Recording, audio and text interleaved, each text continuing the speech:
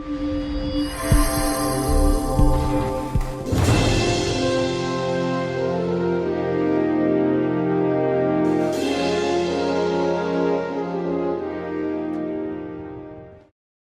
біздің сүйікті қаламыз Сәтпаев қаласында 25 қазан республика күніне арналған керемет концертті бағдарлама болды. Бұл концертте осы біз қаламыздың тұрғындары, құрметті атағы, құрметті азаматы атанып, солардың барлығын жеке-жеке біздің халқымыз сондай ырзашылықпен құрмет грамотасын алған адамдарды құттықтады.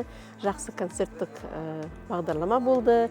Енді мен не тілеймін, бұл республика күні барлық еліміз аман болсын, жұртымыз тыныш болсын, мерекеміз құтты болып, бүкіл қаламыз бойынша, еліміз бойынша тек жеңістер, жетістіктер бола берсін.